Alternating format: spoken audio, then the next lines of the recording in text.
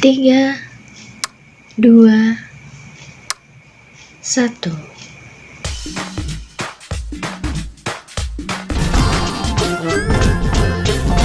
Welcome back to my YouTube channel.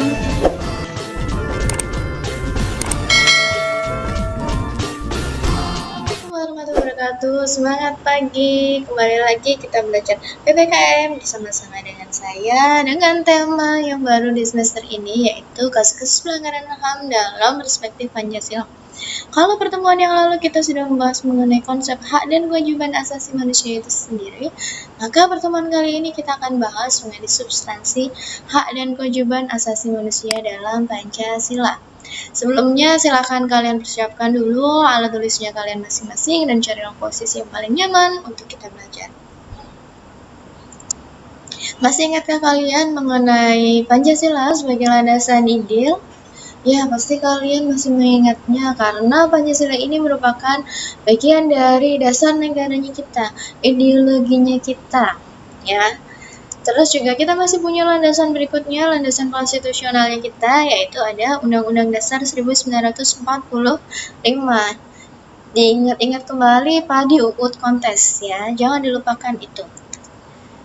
Nah, dari situ kita akan mencermati kira-kira nilai-nilai Pancasilanya itu seperti apa.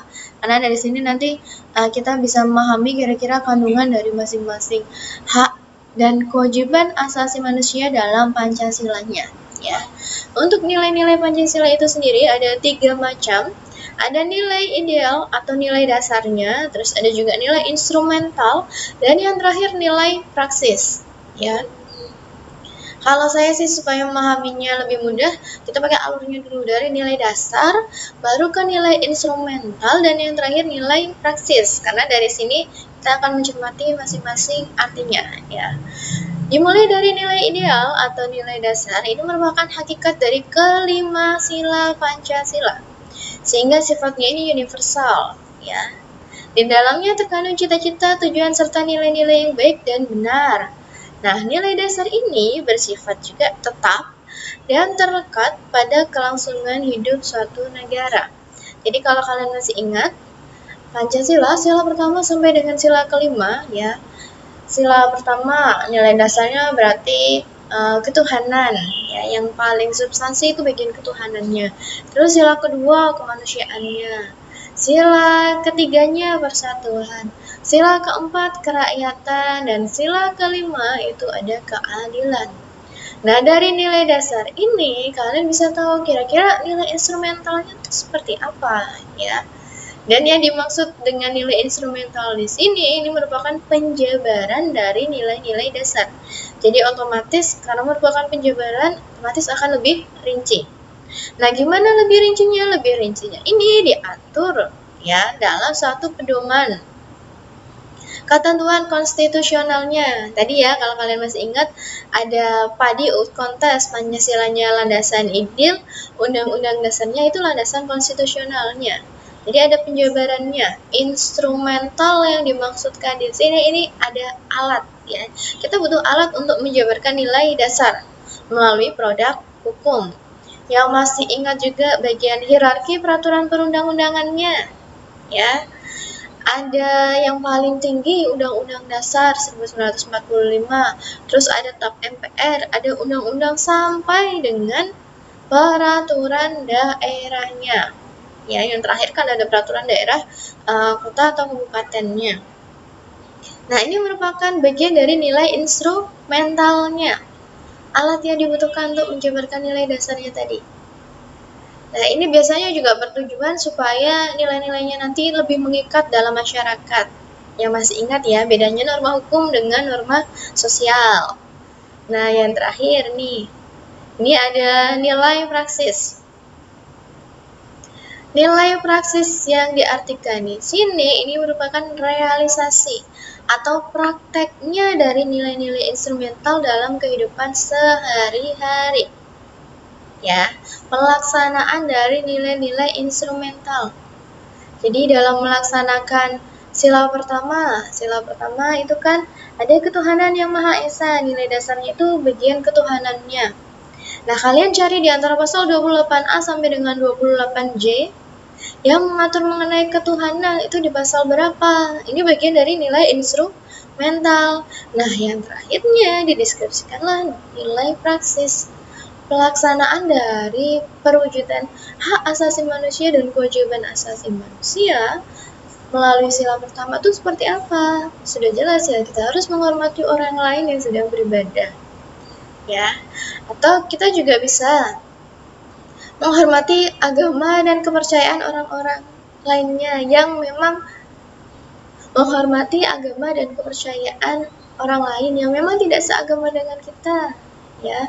Jangan lantas kita menghasut mereka atau kita menggunakan kekerasan supaya mereka itu tunduk dengan agama kita, mau mengakui agama kita, pindah agama kita, ya itu nggak baik. Yang berikutnya kita akan bahas mengenai substansi hak asasi manusia dan kewajiban asasi manusia dalam Pancasila itu sendiri. Yuk kita cek satu persatu dari masing-masing silanya. Pertama ada ketuhanan yang Maha Esa, sila kedua ada kemanusiaan yang adil dan beradab, sila ketiga persatuan Indonesia, sila keempat kerakyatan yang dipimpin oleh hikmat kebijaksanaan dalam permusyawaratan perwakilan, dan sila kelima keadilan sosial bagi seluruh rakyat Indonesia. Udah pada ingat semua silanya kan ya? Berarti sekarang saatnya kita cek masing-masing substansi dari silanya satu persatu. Ini ada sila pertama, ketuhanan yang Maha Esa. Itu artinya negara menjamin kemerdekaan tiap-tiap penduduk untuk memeluk agamanya masing-masing, ya. Dan untuk beribadah menurut agama dan kepercayaannya masing-masing, ya. Tapi yang harus kalian tekankan di sini, agamanya masing-masing itu cuma satu loh ya. Karena warga negara Indonesia itu wajib menganut satu agama saja. Kalau dua nanti bisa dikatakan penistaan agama ya, mencampur adukan ajaran agama. Ini yang berikutnya. Sila yang kedua, kemanusiaan yang adil dan beradab. Substansinya bahwa setiap warga negara mempunyai kedudukan yang sama terhadap Undang-Undang Dasar, mempunyai kewajiban dan hak-hak yang sama, serta warga negara dijamin hak serta kebebasannya yang menyangkut hubungan dengan Tuhan, dengan orang, dengan negara, dengan masyarakat, dan menyangkut pula kemerdekaan menyatakan pendapat dan mencapai kehidupan yang layak sesuai dengan hak-hak dasar manusia. Terus yang ketiga, Persatuan Indonesia. Ini persatuan yang dimaksud di sini dalam artian yang menyeluruh ya, dalam arti ideologis, politik, ekonomi, sosial budaya, dan pertahanan dan keamanannya. Sehingga setiap orang berhak untuk diperlakukan secara sama karena telah bersepakat menyatakan sebagai satu bangsa, satu tanah air, dan satu bahasa. Atau biasanya juga kita mengenal istilah Sumpah Pemuda, itu dinyatakan ikrar persatuannya itu ditekankan di situ. Atau kalau kita masih ingat adanya Sumpah Pemuda, Ikrar Persatuan Bangsa Indonesia. Terus yang keempat, kerakyatan yang dipimpin oleh hikmat kebijaksanaan dalam permusyawaratan perwakilan. Ini yang dimaksud di sini adanya penegasan untuk saling memelihara dan mengembangkan semangat bermusyawarah untuk mencapai mufakat dalam perwakilannya. Terus bangsa Indonesia juga akan tetap memelihara dan mengembangkan kehidupan yang demokratis. Yang terakhir, bahasa Indonesia akan memelihara serta mengembangkan kearifan dan kebijaksanaan dalam musyawarah. Karena biasanya bahasa Indonesia itu identik dalam musyawarah atau istilahnya musyawarah untuk mencapai kata mufakat. Itu identik sekali dengan masyarakat Indonesia. Nah, yang terakhir, ada keadilan sosial bagi seluruh rakyat Indonesia. Artinya, setiap orang Indonesia mendapat perlakuan yang adil dalam bidang hukum, politik, sosial, ekonomi, dan kebudayaannya. Ini secara garis besar ya, substansi hak dan kewajiban asasi manusia dalam Pancasila. Kita cek satu persatu yuk, secara lebih detail dari masing-masing nilainya tadi, dimulai dari nilai dasar, nilai instrumental, dan nilai praksis.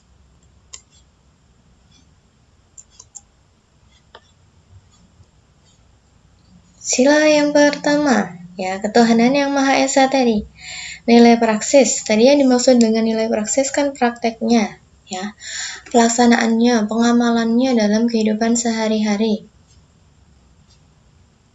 Tapi di sini juga sekaligus dengan nilai dasarnya ya, karena masih bersinggungan satu sama lainnya. Ini bagian dari nilai dasarnya nih, bentuk keyakinan yang berpangkal dari kesadaran manusia sebagai makhluk Tuhan. Nah, masuk ke poin yang kedua sampai dengan yang terakhir, ini lebih ke arah nilai praksisnya, karena lebih ke arah pengamalannya. Kalau poin yang kedua di sini ini lebih ke arah pada jaminan negara. Ini lebih ke arah pada negara. Kalau pada poin kedua yang di sini ini lebih ke arah jaminan negara untuk menjamin setiap penduduknya dapat beribadah menurut agama dan kepercayaannya masing-masing. Terus masing-masing warga negaranya juga tidak boleh melakukan perbuatan yang anti ketuhanan dan anti kehidupan beragama atau biasanya kita sebut dengan istilah ateis ya. Terus yang keempat, mengembangkan kehidupan toleransi baik inter maupun antara umat beragama.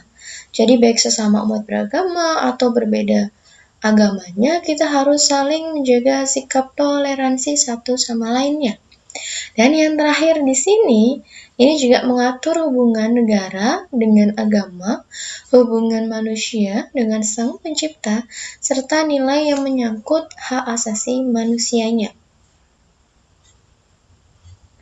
Untuk contoh nilai instrumentalnya, di sini saya ambilnya yang pasal 29 Undang-Undang Dasar 1945 ya. Terus untuk regulasi peraturan perundang-undangannya ini juga bisa kalian cek satu persatu ya. Balik lagi ke hierarki peraturan perundang-undangannya tadi. Jadi kita bisa berkaca pada undang-undang dasarnya tadi. Berarti dicek di Undang-Undang Dasar pasal 28A sampai J yang mengatur mengenai ketuhanan yang Maha Esa. Itu seperti apa? Terus juga bisa dicek TAP MPR yang mengatur tentang keberlangsungan hidup beragama atau undang-undang dan seterusnya ya. Jadi seluruh produk hukumnya ini lebih ke arah nilai instrumental. Selanjutnya ada sila kedua, kemanusiaan yang adil dan beradab.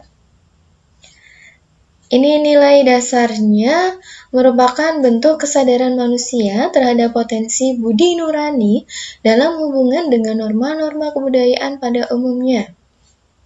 Terus di sini juga mengandung konsep nilai kemanusiaan yang lengkap, adil, dan bermutu tinggi.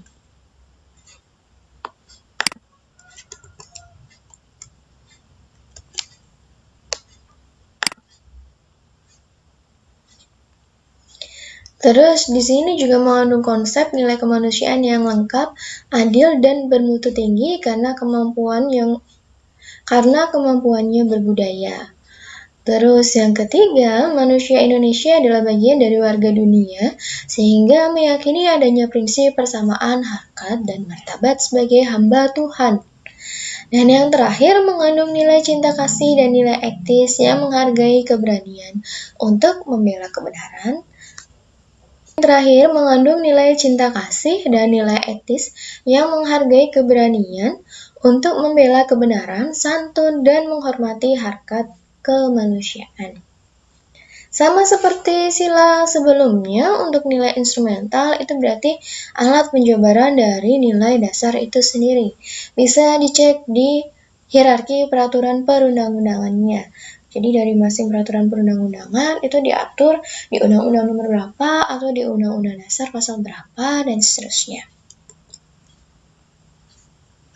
Sila yang ketiga, ini ada Persatuan Indonesia. Yang dimaksud di sini tadi ya, seperti yang sudah kita bahas sebelumnya, persatuannya itu dalam arti yang menyeluruh ya. Dalam hubungan yang integral, saling berkaitan satu sama lain di bidang ideologis, politik, ekonomi, sosial budaya, dan keamanannya. Nah, ini juga merupakan manifestasi paham kebangsaan yang memberi tempat bagi keanekaragaman budaya atau etnis. Selain itu,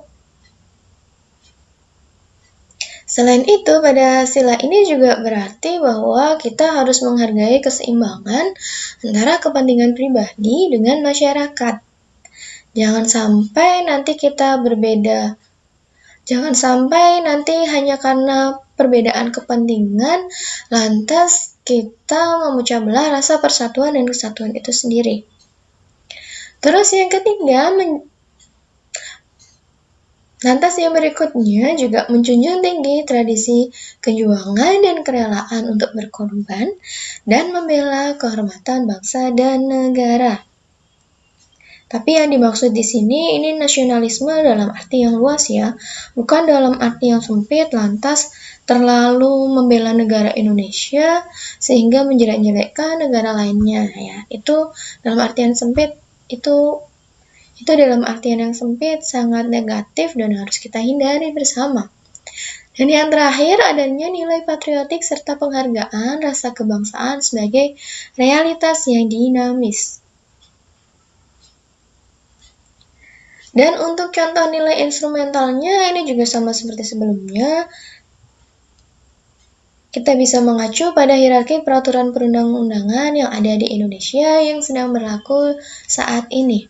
Ini untuk pasal 1 ayat 1, 32, 35, 36A sampai C. Ini berdasarkan pada Undang-Undang Dasar 1945 ya. Dan yang berikutnya, ini ada sila keempat. Kerakyatan yang dipimpin oleh hikmat kebijaksanaan dalam permusyawaratan perwakilan.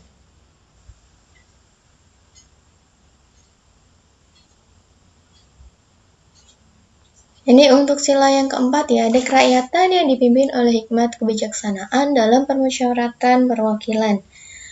Untuk nilai dasar dan nilai praksisnya itu sama seperti sebelumnya. Karena ini merupakan sila keempat, berarti lebih ke arah paham kedaulatan rakyat. Ya, sehingga musyawarah merupakan cerminan sikap dan pandangan hidup bahwa kemauan rakyat adalah kebenaran dan keabsahan yang tertinggi. Ya, ini udah identik sekali dengan kehidupan yang demokratis ya. Lalu mendahulukan kepentingan negara dan masyarakat dibandingkan dengan kepentingan pribadinya. Dan juga menghargai kesukarelaan dan kesadaran daripada memaksa sesuatu kepada orang lain. Untuk nilai praksisnya diharapkan juga kita bisa lebih menghargai sikap etnis berupa tanggung jawab yang harus ditunaikan sebagai amanat seluruh rakyat baik kepada manusia maupun kepada Tuhannya masing-masing. Dan yang terakhir, menegakkan nilai kebenaran dan keadilan dalam kehidupan yang bebas, adil, aman, dan sejahtera. Contoh nilai instrumentalnya dari Undang-Undang Dasar 1945 ini ada di pasal 1 ayat 2, pasal 2, pasal 3, dan pasal 4. Tapi juga masih ada hierarki peraturan perundang-undangan lainnya ya, yang bisa kalian analisis kira-kira nilai instrumental yang terkait itu diatur di mana. Dan yang kelima, ini ada keadilan sosial bagi seluruh rakyat Indonesia. Berikutnya di sini, setiap rakyat Indonesia diperlakukan dengan adil dalam bidang hukum, ekonomi, kebudayaan, dan sosial. Lalu juga tidak adanya golongan tirani minoritas maupun mayoritasnya.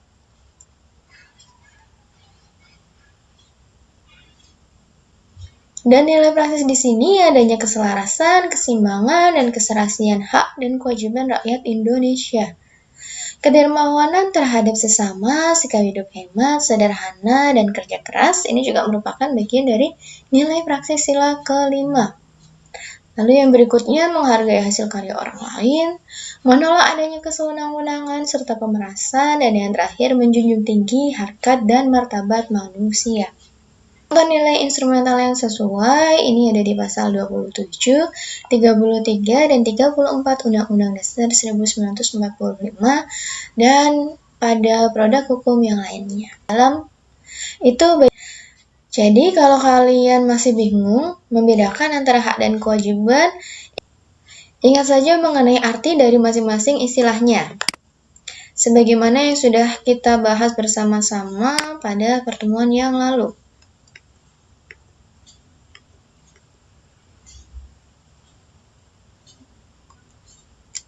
Yang ini ya. Halo hak itu berarti segala sesuatu yang kalian peroleh. Sedangkan kewajibannya itu berarti segala sesuatu yang harus kalian lakukan dengan penuh tanggung jawab. Itu artinya kalau hak asasi manusia, sila pertama, itu lebih ke arah bahwa setiap orang bebas menentukan agama dan kepercayaannya masing-masing tanpa adanya paksaan dari orang lain ataupun adanya unsur kekerasan dari pihak lain untuk menganut agama dan kepercayaannya tersebut. Nah, berarti kebalikannya itu ada kewajibannya. Itu artinya setiap orang wajib untuk menghargai agama maupun kepercayaan yang dianut oleh orang lain, ya. Berarti nggak boleh itu namanya memaksa orang lain atau mengganggu orang lain yang sedang melaksanakan ibadahnya. Atau bisa juga saat orang lain sedang sholat misalnya, tapi kita malah muterin lagu yang kencang dan mengganggu doaan sholat orang tersebut. Ini jelas bertentangan dengan kewajiban asasi manusia. Jadi ada hak, ada kewajiban. Ini semuanya harus dilakukan beriringan. Jangan sampai kita sekedar menuntut hak kita, ya, yang kita dapatkan inginnya maksimal, tapi yang kita lakukan hanya minimal, ya. Yang ada nanti terjadi pengingkaran kewajiban asasi manusia, dan itu artinya juga pelanggaran hak asasi manusia. Ini bagian dari materi substansi hak dan kewajiban asasi manusia dalam Pancasila. Untuk materi berikutnya silahkan kalian pahami kembali materinya. Jika ada pertanyaan, silahkan tanyakan di kolom komentar atau melalui aplikasi Google Classroom-nya kalian masing-masing. Dan pastikan terlebih dahulu kalian sudah gabung ke kelasnya. Dan sampai jumpa pada materi berikutnya. Wassalamualaikum warahmatullahi wabarakatuh. Semoga bermanfaat. Jika video tadi menurut kamu bermanfaat, kamu boleh like dan share. Dan klik subscribe untuk mendapatkan notifikasi video-video yang terupdate.